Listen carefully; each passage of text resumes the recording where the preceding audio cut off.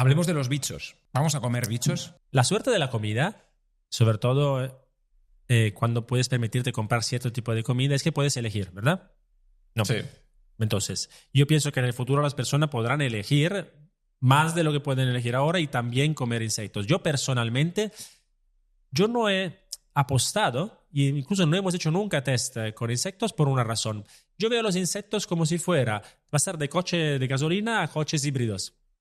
Nosotros aquí somos un poco más como Tesla, apostamos que es más eficiente y mejor para el ambiente, y también éticamente mejor pasar directamente a hacerlo con proteínas vegetales o con proteínas que vienen de fermentación, etcétera, sin necesidad de animales. No obstante, hay otras empresas que sí han dicho nosotros vamos a ir a por los insectos. Pero los datos iniciales, lo que pienso es que he visto que últimamente estas empresas que han recibido mucha inversión para producir con insectos proteína se vende mucho más fácil para comida para animales y hay menos, digamos, las personas no lo ven tan fácil de incorporar a su dieta como una proteína vegetal. Es decir, Claro. es más fácil comer una proteína vegetal que ahora comerás conmigo y te parece más simple de entender que comer un insecto. Pero depende de la cultura. Si lo explicas en México o lo explicas en Tailandia, entenderán mejor los insectos. Hombre, yo creo que culturalmente, en España o en Italia, en Europa, si dices que estás comiendo un filete de proteína de guisante o de proteína de frijol, pues es como mucho más entendible que de cucaracha. Es que las hamburguesas de remolacha o de zanahoria existen hace, no sé, 50 años, no siempre han existido, ¿me entiendes? Entonces no es tan diferente, simplemente es que la textura se parece más a lo que estamos acostumbrados a pensar que es la carne, entonces sí que esto es un poco diferente, pero que el sabor sea con umami, esto no es muy nuevo. Si tú puedes hacer una hamburguesa vegetariana con champiñones y ponerle las mismas especias, los mismos condimentos que le meterías a una hamburguesa, y no es que sabe muy diferente, pero la textura es lo que normalmente al principio Novamit recibió inversión y hasta ahora recibimos alrededor de 8 millones ya de inversión, unos 2 millones de Europa y unos 6 de inversores privados, porque realmente somos muy, muy fuertes en la parte de textura, de crear con las proteínas vegetales de una forma, de un proceso natural, algo que tiene una textura que es muy buena para cualquiera, para un vegano, un vegetariano, una persona que le encanta la carne. ¿Y dónde está el pescado? Hay empresas que se han lanzado al pescado. Es verdad que el mercado de la carne vegetal, del pescado vegetal es muy diferente. El mercado de la carne a nivel mundial son 900 billones de dólares, ¿de acuerdo? La carne ahora de alternativa está alrededor de 1% de eso, 9 billones más o menos, ¿verdad? El pescado alternativo hecho por proteína vegetal es solo el 1% de la carne, del mercado de la carne vegetal. Es decir, por un lado, hay una oportunidad increíble para quien haga un producto bueno. Por otro lado, hay empresas que lo han intentado y la verdad que este mercado no está creciendo tantísimo. Y también es que el pescado, desafortunadamente también, porque en realidad estamos destruyendo los océanos y algunas veces el pescado no tiene muchos, sabe, plomo y también metales pesados y en algunos casos no es muy sano tampoco, pero lo consideramos más saludable.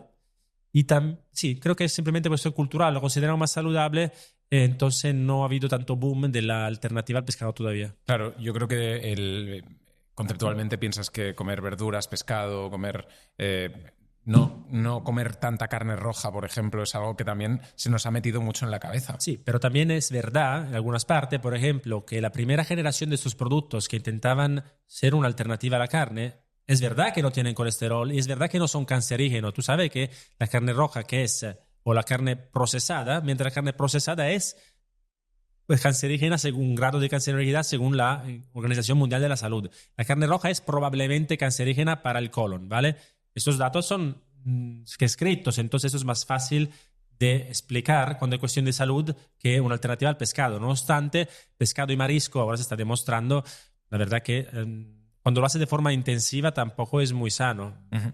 ¿Y por qué esos datos, después mucha de la gente, cuando publiquemos el podcast, cuando vosotros hacéis todo esto, piensan que son datos manipulados por la OMS, manipulados por una industria cárnica o por una industria que quiere hacer un cambio de paradigma?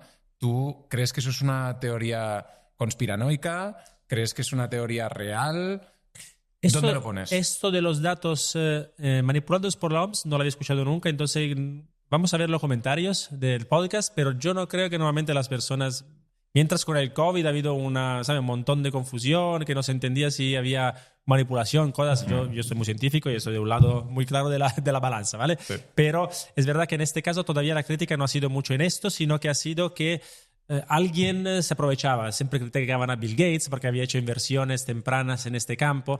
No obstante, ¿sabes por qué es tan fácil de entender que no es tan probable que haya alguna conspiración? La industria de la carne está invirtiendo en alternativas a la carne y es mucho más simple de entender. Cuando tú tienes leche y leche vegetal, cuando las empresas han hecho leche vegetal, han ganado una pieza de mercado. Y le han ganado pieza de mercado a los de la leche. Entonces, los de la carne, si le parece más eficiente y piensan que la persona le va a gustar, si invierten en esto, es difícil pensar en una conspiración. ¿Me explico? Claro. ¿Cuál para ti sería el producto estrella en Italia? Buena pregunta porque has preguntado en Italia. Te iba a contestar justo cuando empezaste, depende del país. Entonces, por ejemplo, nosotros tenemos, cuando presentamos, unas cosas que llamamos un World Tour. Enseñamos platos de diferentes geografías, pero Italia todavía no lo hicimos, ¿vale?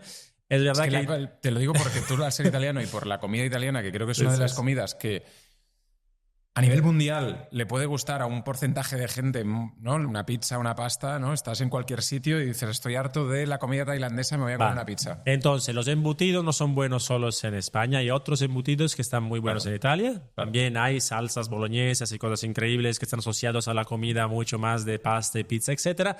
Entonces, te diría, por ejemplo, embutidos de algún tipo que son diferentes al jamón serrano que hacemos aquí en España, y también, por ejemplo, salsas, ¿no? Para la pasta. Okay. En España, aquí, por ejemplo, hemos pensado que hay platos como, digamos, unos sándwiches croquetas también, que hemos hecho que están increíbles, y vamos a empezar muy pronto. Te pasaré el enlace después en el comentario. Voy a comentar yo a nuestro mismo vídeo y voy a poner, mira, las croquetas han salido al mercado, ¿vale? Perfecto. Sí.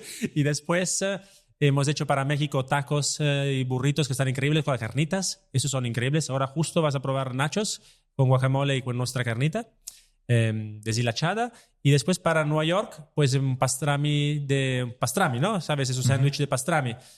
Para comida asiática hemos probado, y uno de los mejores chefs del mundo ha llamado a una cadena asiática de aquí diciéndole, tienes que probar esto para el wok, o tienes que probar esto para comida japonesa, porque con las salsas estas asiáticas absorbe muy bien nuestro producto. Digamos, la salsa las absorbe, la incorpora dentro. Y ahora que hablabas del jamón serrano, el jamón ibérico, el jamón de bellota, ¿se podrá llegar a un punto en el que hagamos jamones aquí? Bien, entonces, yo aquí tengo una opinión personal. Te pones serio, ¿eh? Sí, porque aquí tengo una opinión personal. Porque hay industria del sector, competidores nuestros, que dicen unas cosas que son un poco simplificadas. Yo me gusta decir lo que pienso realmente sin inflarla.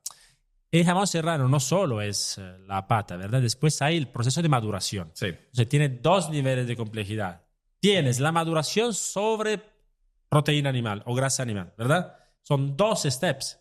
Entonces, yo creo que a la larga sí se van a hacer cosas buenísimas, y probablemente se va a hacer algo que sea un jamón serrano o que sea vegetal. Sí, pero no creo que sea tan simple, porque el proceso aquí se trata de dos pasos. Maduración sobre alguna molécula animal. O sea, no es lo mismo.